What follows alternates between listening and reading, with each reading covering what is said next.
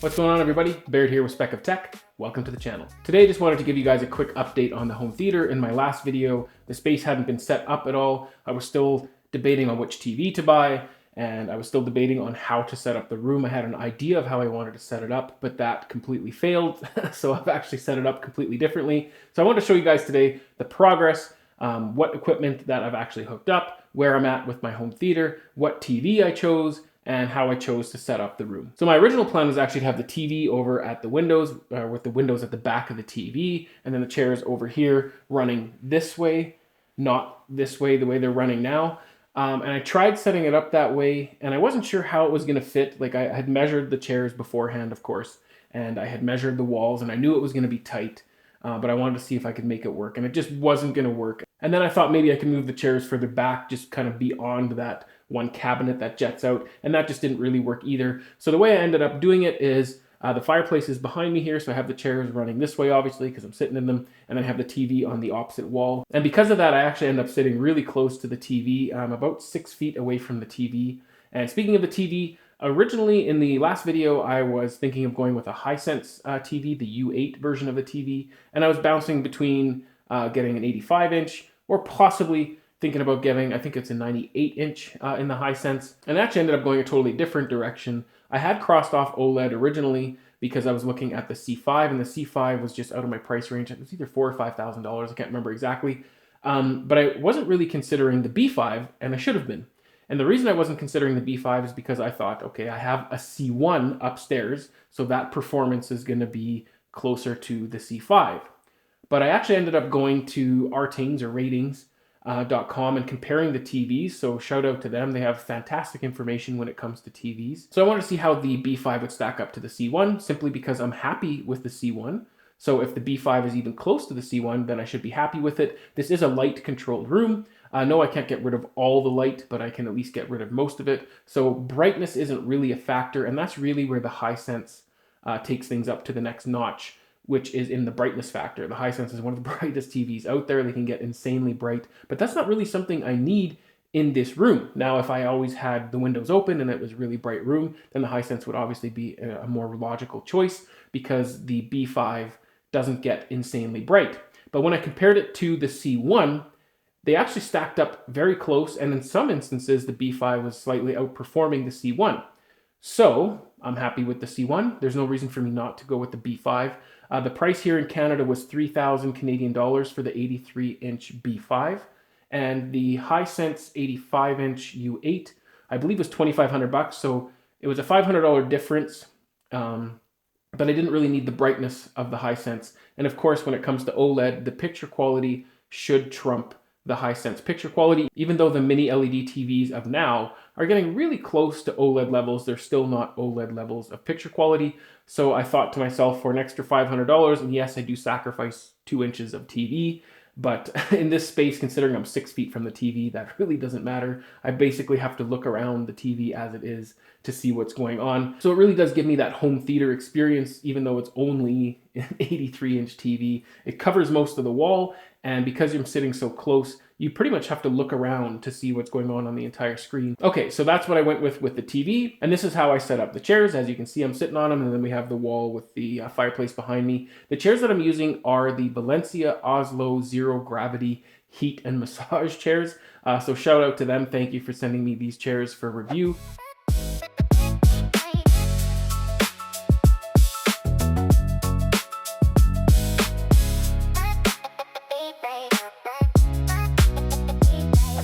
So far, I'm absolutely loving these chairs. I like the white stitching. It's kind of got a nice, classy, luxury look to it. Just looking at the chairs in general, they have a very nice premium look to them. These chairs do have a ton of features. Of course, they are power recline, they're power headrest, they're power lumbar. They also have the massage function, which is like a pneumatic type massage function. So it's not really an aggressive like shiatsu massage or anything like that, like some of the chairs that you can sit in the malls. But what it is just kind of like a really peaceful, relaxing pneumatic massage of your back. So if you're looking for something that's going to get knots out of your back, this probably isn't it. But for those of you that like a very slow, relaxing pneumatic massage, that's what this is going to give you. And then on top of the massage, they do have heat, and you can heat just the back part or just the butt part, or both at the same time, of course. And then lastly, they do have LED lights, and you can change the colors on these. I believe there's 7 different colors that you can change. There's LED lights running along the bottom, and then there's LED lights in the cup holders. Now, one thing that's very different about these chairs, at least from the past Valencia chairs that I've had, is they have the remote in the armrest, which is on a cable. So you can see it right here. In my past chairs, they either had it on the armrest itself on the inside or around the cup holder. This is an interesting choice. I guess maybe because it's a massage chair, you want to be able to adjust it a little bit easier. Honestly, I think personally for me, I would prefer the controls on the cup holder. Not that this is incredibly inconvenient or anything. This remote is just held on by magnets on the inside. You can hear it clip there. So there's pretty strong magnets. So when you want it, you just pull it out. So you can close the armrest, but it is going to pinch the cable a little bit. Because it's a soft armrest, I don't imagine it's going to do any damage to the cable. So you can leave this out so that you can just access it easily. But then you kind of have this dangling remote right there. So that's why I would prefer for it to be around the cup holder. But this serves its purpose. And then you can just tuck it away in the armrest if you're not using it. On the magnets, close your armrest, and then it's out of the way. Now that covers the TV and that covers the chairs. Now what I have in my rack so far, I've hooked up my Anthem AVM90. I really do love that processor. Sounds fantastic. It's very user-friendly. I like the web UI. So that's why I chose to stick with the AVM90, at least for now. And then I'm using the Summit Hi-Fi A11 amplifier, which is going to power all 11 speakers. So I am going to be able to utilize side surrounds. In my previous video, I wasn't sure I was going to be able to do that because of the orientation that I had chosen to set my home theater up in. The side surrounds were just going to be awfully close to the outside seats, and that's just going to kind of be blaring in your ear, and then that's all you're going to hear. But because I set it up this way, there is some distance, so I can set up side surround channels. And another reason I chose this orientation is because right behind me there's a shelf right here, and there's a shelf right here. That's what I'm going to use for my rear surround speakers.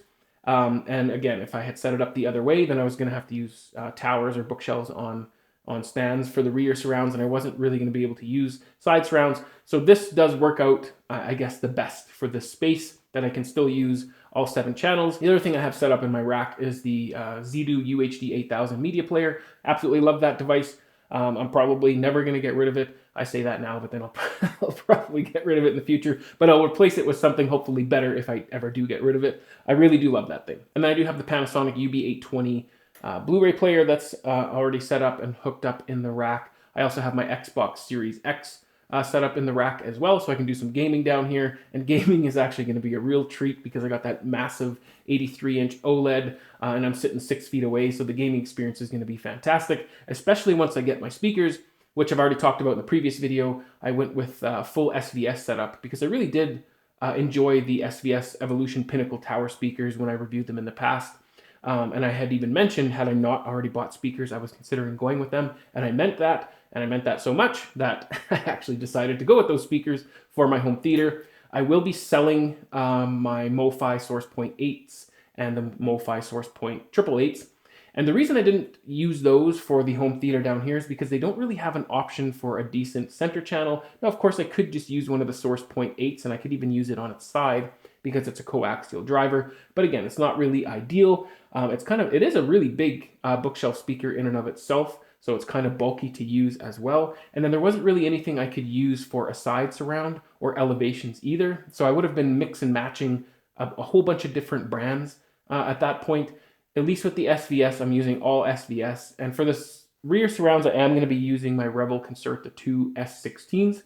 But I could just as easily get the SVS Evolution bookshelf speaker and put those on the shelves behind me here. But I already have those Concerta S16s, and they're gloss black, so they are matching. I imagine the timbre is going to be close. They are using an aluminum dome tweeter, although SVS is using a diamond-coated aluminum dome tweeter. Not sure how that's going to differ in sound. But if I find that the timbre isn't close enough, which I imagine it will be, I'll still end up going with an SVS bookshelf for my rear surrounds. And then I'm going to be using the SVS Evolution Pinnacles for my side surrounds. Overkill, yes, but I bought 2 towers or 2 sets of towers because I do plan in the future of having one of those towers upstairs, or one set of those towers upstairs in my media room up there. And then, of course, I have the Evolution Pinnacle towers for the front speakers, and then the Evolution center channel for the center channel. Now, how I'm going to mount the center channel is this TV stand did come with a little shelf, but it didn't seem too sturdy. It didn't seem like it was going to be a good option for putting the center channel on there. So what I got is 2 adjustable speaker stands so that I can just place them on the TV stand and adjust them to the perfect height so that the speaker is just right along the bottom of the TV. And regarding the bass, because you guys know I love my bass in a home theater, I have ordered the SVS SB17s, which I will be comparing to the new Pretium subwoofers, specifically the Pretium 215M and 18M. So I do have plenty of subwoofers that I could be using in here with the SB17s coming, the 215M and the 18M. So who knows, maybe I'll use the SB17s up front and possibly use the 215M and the 18M if I can get them to work together properly in this room. So that covers the update on the home theater. I got my TV in. I at least have a 2.1 channel set up right now with the Movavi Source 0.8s. I got the rack somewhat set up. The other things I really need to do is treat the room. I'm not sure exactly how I'm going to do that because this room is so challenging, but I'll do my best. And then I also want to do some cable management. Right now I haven't done any, so you'll see that this place is a bit of a mess in the B-roll that I'm showing you guys. But I do plan on doing some cable management to hide a lot of that. That sums up the updates on the home theater. Hopefully when I get everything done, I can do a whole tour video and show you guys everything that I decided to do. But right now, at least I have something. And I actually did watch a movie down here the other day. I watched Mercy with my daughter. So it was nice to have a bit of a home theater again. So I have a question for you guys, and drop your comments down below. To me, this is a home theater. It has a nice big screen. I got home theater seating. I'm gonna have a full surround sound setup with Atmos, with big bass. Now, it isn't a dedicated room. It isn't exactly the perfect room.